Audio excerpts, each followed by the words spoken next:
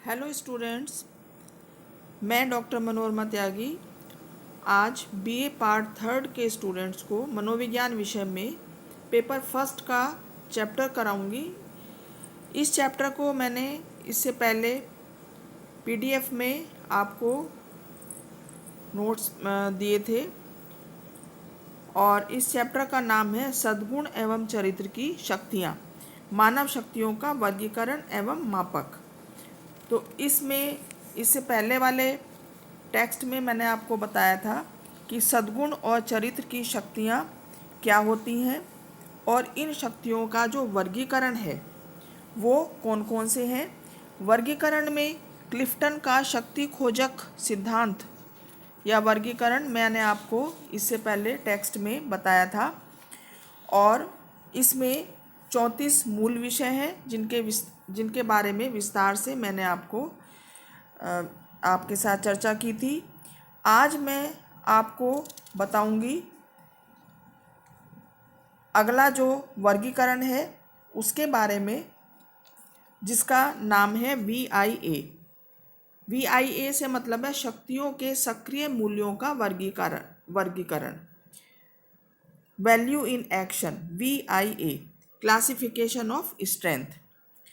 2004 में पीटरसन और सेलिगमैन ने DSM जो वर्गीकरण था, DSM मानसिक रोगों का वर्गीकरण, उसके विरोध में या उसके ऑपोजिशन में चारित्रिक शक्तियों के सक्रिय मूल्यों का वर्गीकरण प्रस्तुत किया, जिसे VIA, वैल्यू इन एक्शन वर्गीकरण कहा जाता है।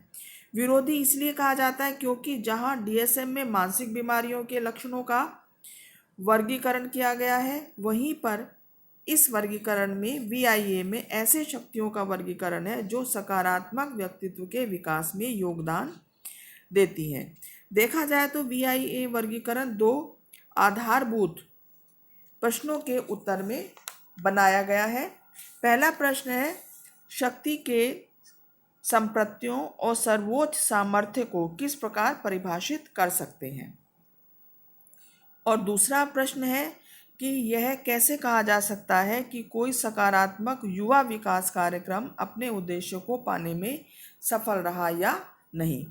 तो पीटरसन और सेलिगमैन और उसके साथियों ने यह निर्णय लिया कि चरित्र के घटक में सद्गुण और चारित्रिक शक्तियों और परिस्थितिजन्य मूल विषय निहित किए जाएं। यहाँ उनका सद्गुणों से तात्पर्य है ऐसे महत्वपूर्ण चारित्रिक गुण जिन्हें नैतिक, दार्शनिक और धार्मिक विचारकों द्वारा सबसे अधिक महत्वपूर्ण माना गया है।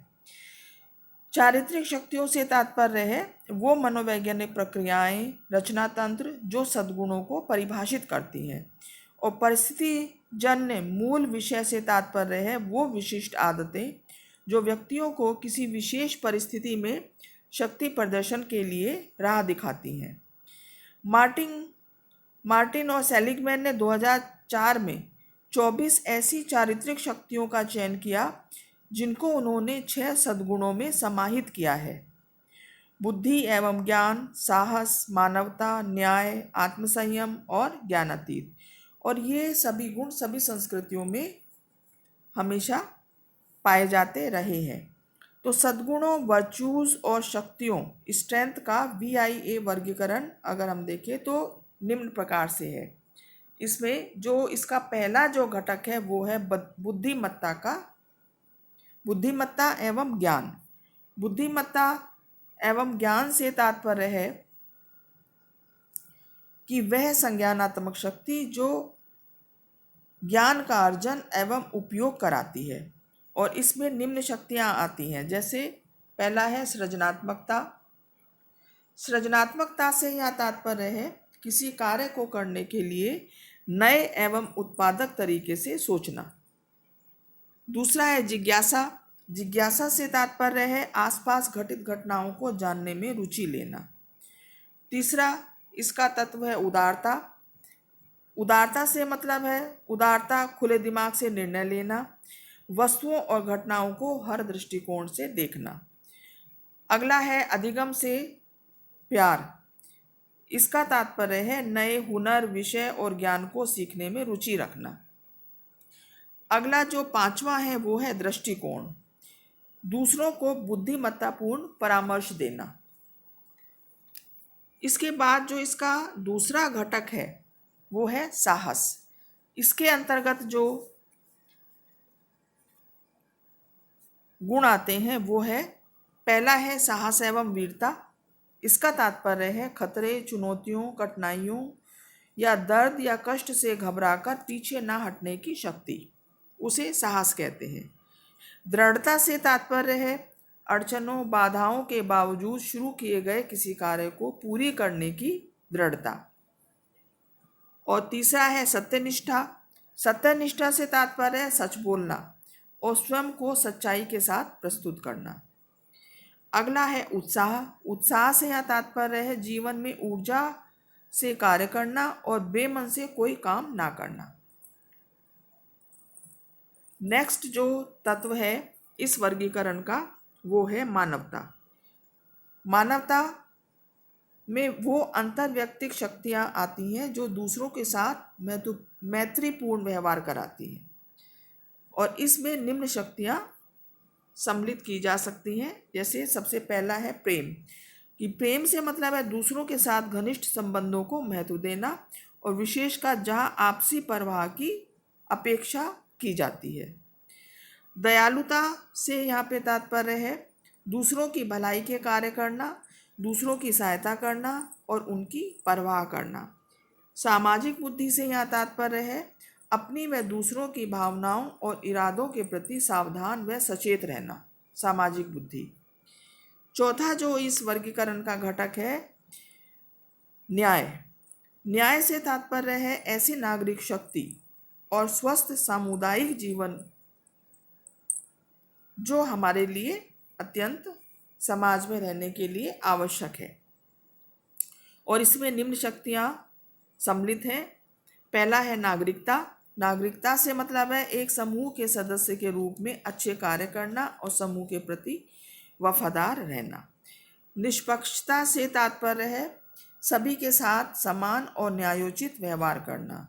नेतृत्व से तात्पर्य है व्यक्ति जिस समूह का सदस्य है उस समूह को कार्य करने के लिए प्रोत्साहित करना। अगला जो घटक है वो है आत्मसंयम। आत्मसंयम वो ऐसी शक्ति है जो अतिवादी होने से रोकती है, मतलब किसी भी काम को जरूरत से ज़्यादा अधिकता से करने से रोकती है। इसके अंतर्गत निम्न शक्तियाँ आती हैं। जैसे पहला है क्षमा और दया। क्षमा और दया से मतलब है दूसरों की गलतियों को स्वीकारना और जिन्होंने गलती की है उसे क्षमा करना, उन पर दया करना। अगला है विनम्रता। विनम्रता से तात्पर्य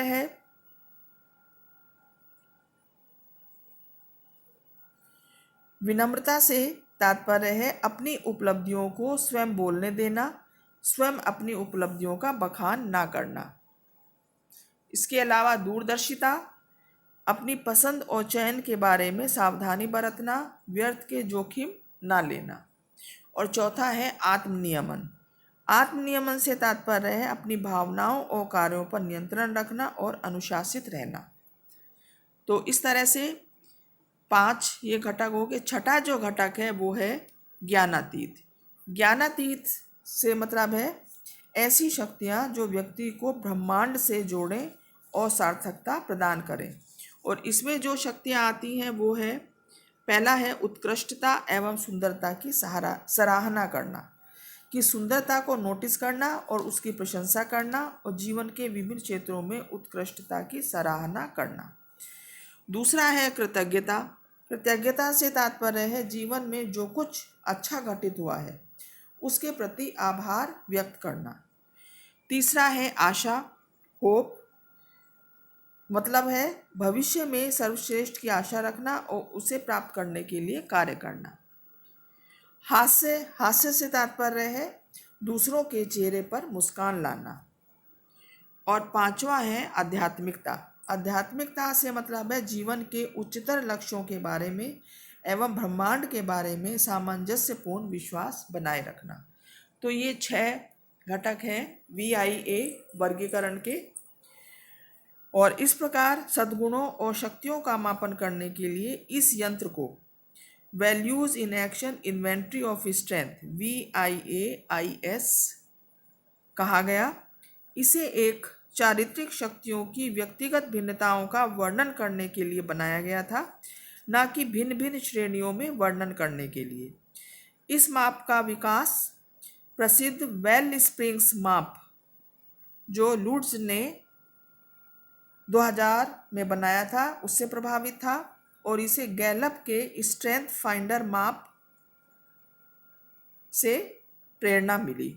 VIAIS का कई बार संशोधन भी हुआ, और वर्तमान जो प्रारूप है वो वयस्कों की एडल्ट्स की चारित्रिक शक्तियों को पहचानने के लिए एक बहुत ही विश्वसनीय माप माना जाता है, और किशोरों के लिए भी value in action inventory of strength for youth विकसित की गई, जिसका कि बहुत अधिक उपयोग किया जा रहा है। तो स्टूडेंट्स, ये मैंने आपको VIA जो वर्गीकरण है चारित्रिक और सद्गुणों का, वो मैंने आपको बताया, और इसमें कौन कौन से घटक हैं, कौन कौन से इसके कारक हैं, ये मैंने आपको विस्तार से बताया है। और मुझे उम्मीद है आप लोगों को ये टॉपिक समझ में आ गया होगा। Thank you so much students.